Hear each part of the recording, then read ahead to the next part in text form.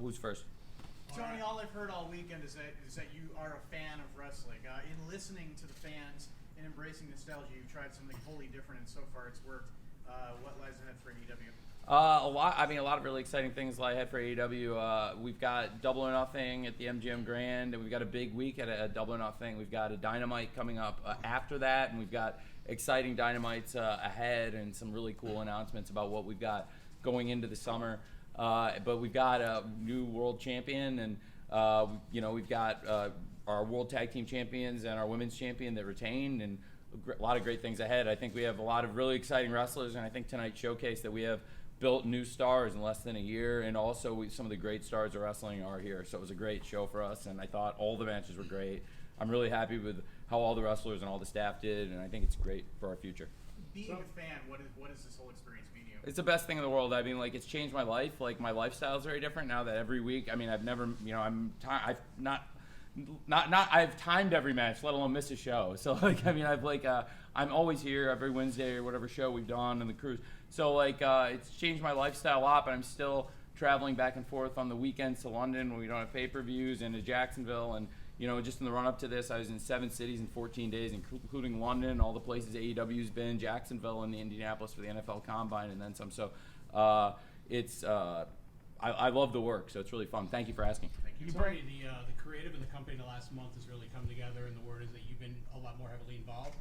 Talk about why you decided to take the reins and what the reaction's been to others as you work on that. I've always been I don't think my role has changed or anything. It's changed with philosophically. I think really not just the last 4 weeks. I felt like the whole 2020. I feel like it's been a really strong year for us. I thought the Jacksonville show to start the year, New Year's Day, was like a really strong show for us to come out of the gate, out of the holidays. And I thought there were a few things happen. First of all, as a group, like, we all over the holidays got together, and I think we realized, like, what we want to be is a wrestling company first and foremost that gives great wrestling, and we will focus from then on out on great shows. So as a group, I think it's been like a great focus group effort.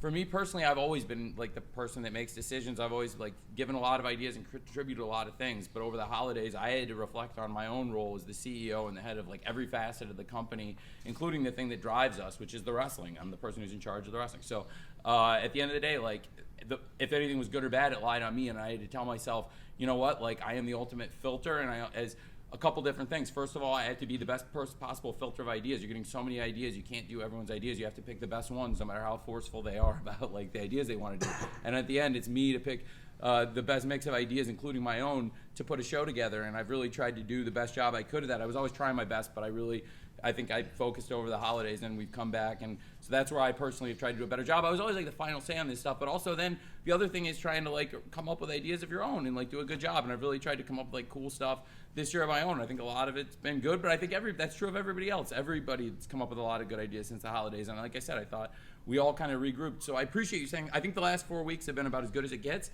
but I also think like all of 2020 has been pretty great.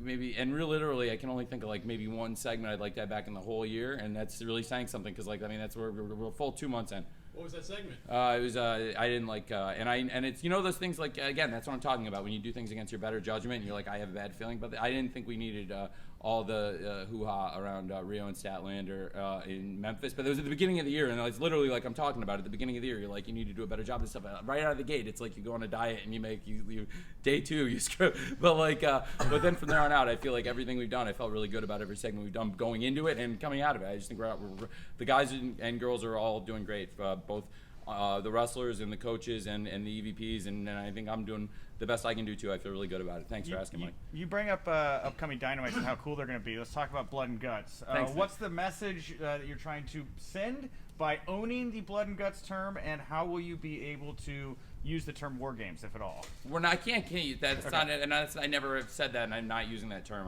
You will never use that term, and you'll never see me use that expression. Sure. And the expression we're using for this match is Blood and Guts, and it's a great phrase because it's a very serious match. It's it's everything to us. It's like a heart and soul struggle, but it's also like and that's a kind of a metaphor or a microcosm of our company, in that it's both like a very serious thing, and we take the wrestling, it's wrestling centric, but also we're having fun with it. So the name of the match is Blood and Guts? Yeah, it's a Blood and Guts match. A Blood and Guts match. Okay, cool. And it's going to be awesome. It's going to be in Newark on the 25th, and I think it's going to be awesome. Okay. And it's going to be a great show. And we've got a great crowd coming for that. It's got a big sold-out show. Where do you stand on Cody's neck tattoo? It's great.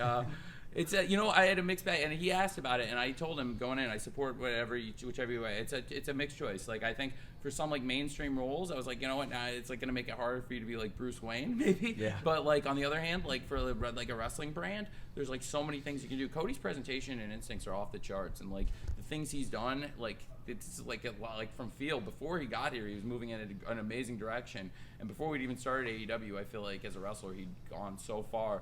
Over the last couple of years since he's gone out on his own, and since here it's evolved so much. So like Cody's instincts are great. I told him I support whatever you want to do on it, and I told him, like I said, there's two sides. I think it's could be like pretty badass looking, quite frankly, for wrestling, but it could also be like a little bit of a hindrance if you want to do certain like mainstream roles. But I think he wants to be a badass wrestler, and I think that's pretty cool. So I think that's awesome. Last year at this time during C2E2, the Young Bucks announced All Out for Labor Day weekend. And I know there's been talks about continuing All Out Labor Day weekend in Chicago. Is that still the plan moving forward over here? I'd like to really do that. I'd like to do All Out here. I think it's Chicago's been a great market for us. This has been a great market for us. It was cool to do a show in the city. We're less than like 3 miles from my parents. It's pretty cool, and then it's fun to do shows out in the suburbs too, out by like Hoffman Estates, Schaumburg at the Sears Center. That's awesome too, and I love it. I love being here. I'm from Illinois, and I like being here. But it's also just have a great wrestling market, and I think we're going to be doing more stuff around New York too, and that's a great wrestling market. But this is really one of the homes of AEW, and I want to continue doing events around Chicago. So I do think All Out will be around the Chicago area. Do you plan on running this building moving forward, or going back out to Sears? I think we can do both. I love both buildings, and we've had this is a great first experience here. But I love the Sears Center too, so I'd like to run shows both, and it's different too. It's like it's being inside somebody from Illinois. There's a difference between being here and there, but they're both great markets, and I have friends who live like very close to both buildings, so it's great. Tony. Hey, what's up, Paige? So, how do you feel that the company you and your friends started has produced to be one of the biggest wrestling companies in the world? It's like the greatest thing ever. It's like a really, really great feeling. It's one of the best things I've ever been involved in. It's probably it's about for a lifestyle thing. It's the greatest thing I've ever had, and it's the shows we've done have been some of the most special memories we've had. I've had some really special memories too. I've had some great things happen to me and across my like different jobs, like when Fulham got promoted, and now we're on a good run at Fulham again. We have a chance to do that again, and those are really special days. Like at Wembley Stadium, 80,000 people in a trophy, that was great. Or the Jags had a great run in the playoffs, that was great. But these shows are very special to me in a different way, and they're very exciting. It makes me very happy. Thanks for asking. It's good to see you. Tony, going back to the last topic of venues and different events, as you look forward to Double or Nothing and All Out, the first 5 of your first 6 pay-per-views will have been in either Las Vegas or Chicago. What would you say going forward to a lot of the other markets that would love to see a big pay-per-view event from AEW? Well, I'm trying to get, first of all, with Dynamites, we're trying to get, like, we do great shows on Wednesdays, and also I would like to hit different markets for pay-per-views and do more different things. We've got these great traditions, and I try to find places and times where it's great for travel, whether it's like doing Double or Nothing and All Out in places that I think are very convenient for people to get to around the holidays, like to get to Vegas around Memorial Day and over the holiday, and stay for Dynamite, possibly for people too, have the holiday weekend this summer, either for academic or occupational or recreational reasons. And so I think Chicago and Vegas are great markets and very accessible. I'd like to hit more markets too, and you're going to see with Dynamite and other special events, we're going to be hitting other towns, and we're going to more places. So we're definitely going to diversify it, but at the same time, we're really loyal to the places that have been good to us, and MGM and Chicago in general have been great to us. When AEW announced the extension with TNT, you guys said that there's going to be a second show. Are you at liberty to say yet whether that's going to be on TV or something, maybe streaming? It's going to be on TV. Max? It's going to be on TV.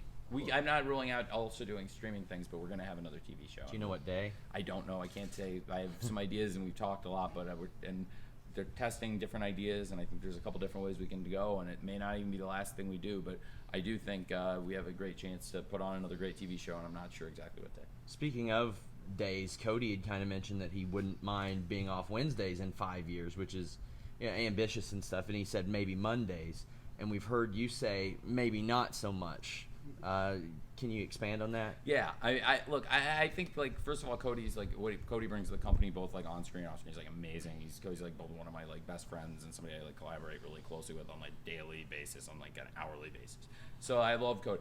When he does those media calls with you, I really think it's very good, and we're gonna keep doing it. It is very good. It's great, and they really enjoy. And I was listening to that and enjoying it. Now there are times where like 99% of the time I'm like smiling, laughing along. That was one of the times where I would like love to have jumped on the car. And that may be his view of, for 5 years as his personal view, and that might even be his view as the executive vice president. But as like the president and the CEO and the auditor and as AEW, I'm telling you, like, we are on Wednesday nights. I want to be on Wednesday nights. It's the most important thing in the world to me is this show, that we have it, and that we've got a chance to do it, through 2023. Like, we're on Wednesday nights for 4 years, and like, I have no intention of moving for a variety of reasons. I'm really happy with where we are, the relationship with TNT.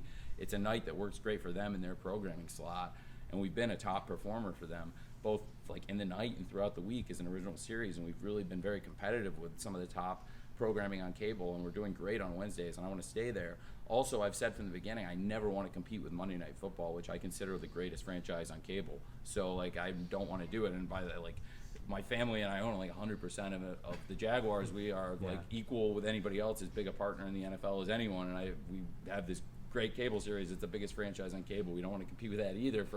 But also, it doesn't make sense for AEW to want it. Doesn't. So I don't want to be on Mondays at all. Does that rule out Sundays for pay-per-view too? Since I really like Saturdays for pay-per-view. People say it, and it's great for our international fans too, like watching in Europe, to not doing Sunday pay. I get thanked for that all the time, but also for American fans, I think it's great for people having parties and stuff, which I know a ton of people having parties across different ages, young people, and in the entertainment industry. There were some like all really awesome people whose work I really respect who were watching Revolution tonight, and I think that's like really awesome. Speaking of international fans, do you have any plans to take Dynamite overseas? Dynamite overseas is very difficult because I really like to keep the show live as much as possible, and I'd like to stay on our time slot. And taking it to say Europe would require like a start time after midnight, and I don't really want to do that. I think what's more likely is we do like a special event or a pay-per-view overseas, and I wouldn't rule that out. It could be something established. And I'm not talking about like necessarily adding. I don't want to oversaturate the pay-per-view market. I really think we've done something great with our builds in, but if, we can do things we've done, and we've done shows, so I wouldn't rule it out that one of our shows could be there. Tony, we saw Colt Cabana pop up tonight. Jeff Cobb was on TV in the last couple of weeks.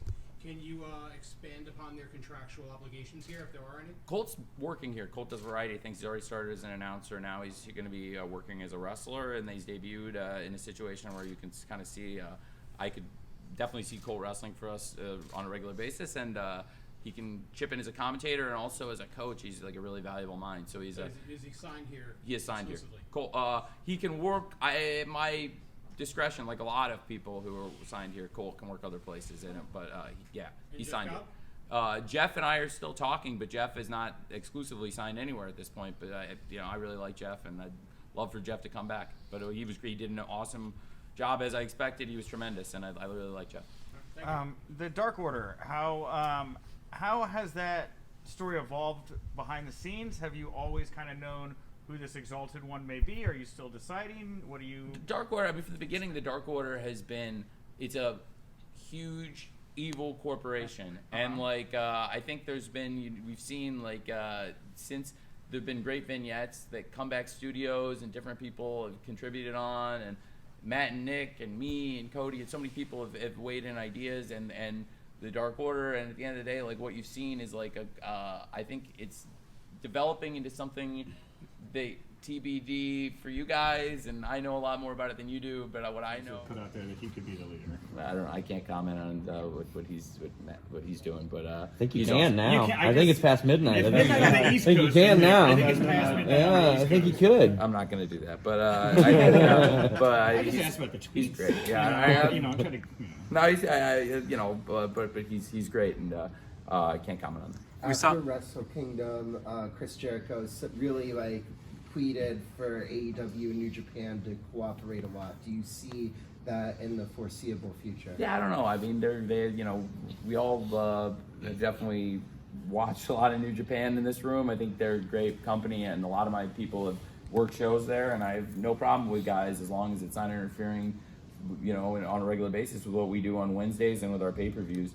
With guys working there, that's some of the flexibility we have now. can't have it all the time, but I think it's been fine for me. It doesn't really bother me. Hasn't really been a two-way street. Like, haven't seen a lot of their guys here. I don't hear from them often, but you know, if you guys are watching this, you're welcome for all the great stuff I've done for you. And if you'd ever like to send somebody here to do work, I would treat them respectfully like you guys have treated my guys, because like generally when my people have worked there, I think you've done right by them. You being New Japan. Marty Skrull got an advanced role in Ring of Honor, and obviously he's been close with a lot of people in this company for a while.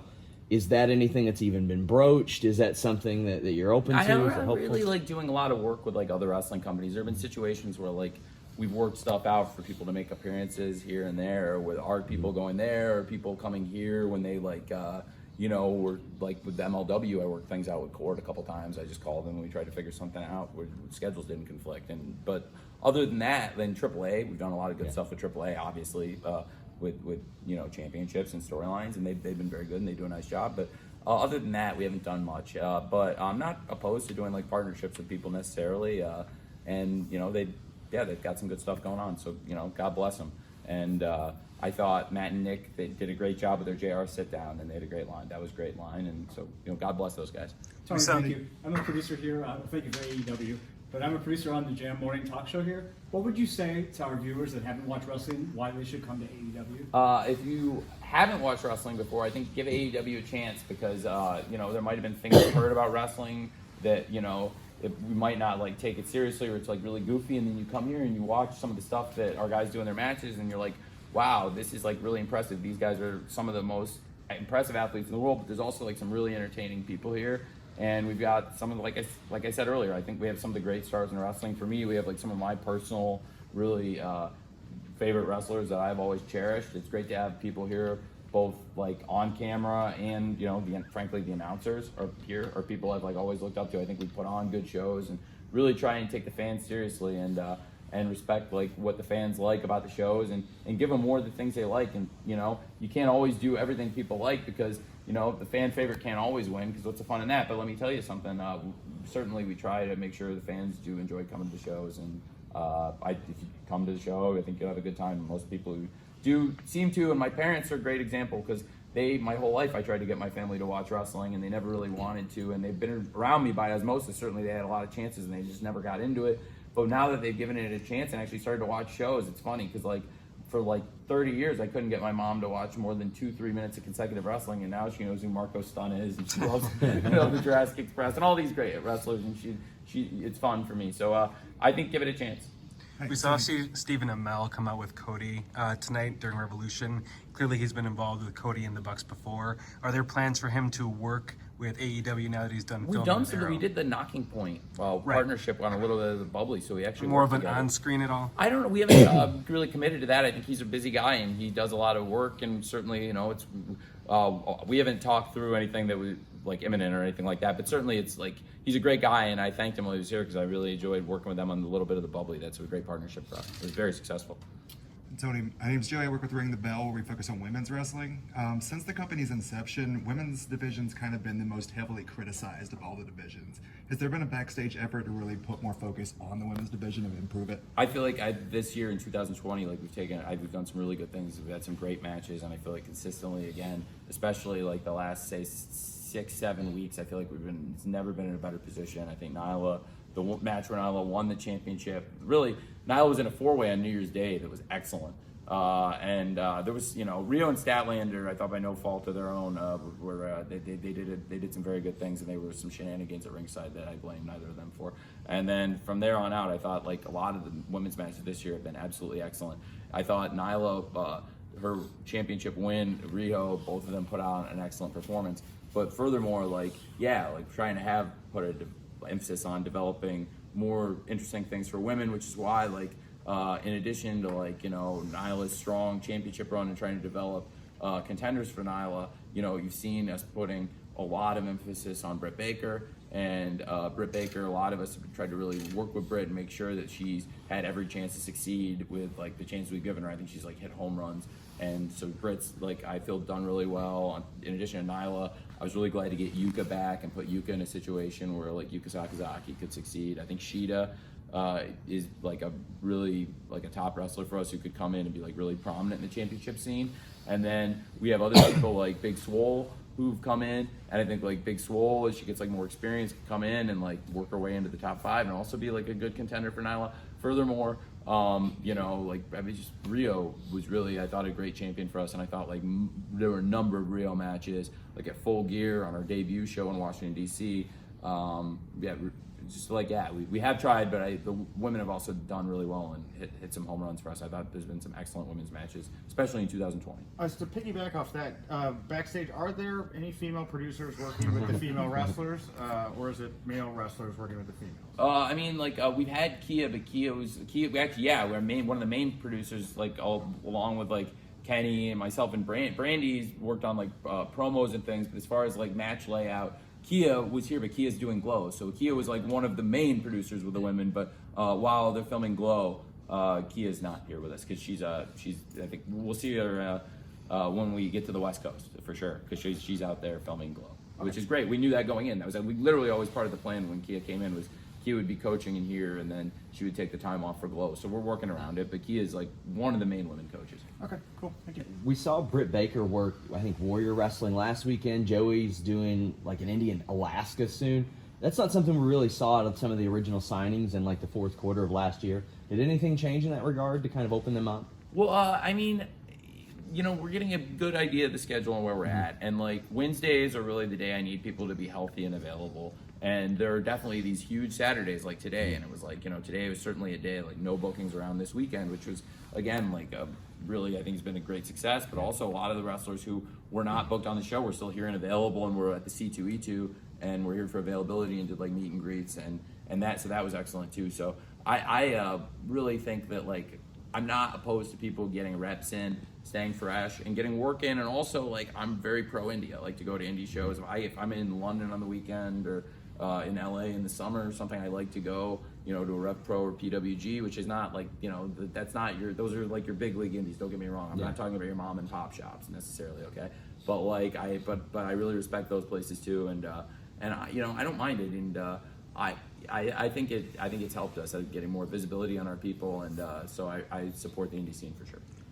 Tony, Blood and Guts on TNT. What's that conversation like with Warner Media? Because the connotation of the match means there's going to be a lot of blood. I mean, I don't think we're saying that necessarily, but I'm saying that frankly, like, they've supported the creative and they've supported pretty much every decision, and we've worked hand in hand with them on the creative, and you know, I've tried to check in with them when we're doing things that might be a little bit out there to make sure we're not ticking off like our awesome partner, and they've been great. So no, they're very very cool about it, and I think it's going to be a huge show. The interest on it is awesome already, and it's, you know, we do edgy wrestling shows. They're really fun and people really enjoy them. So I think it's going to be great.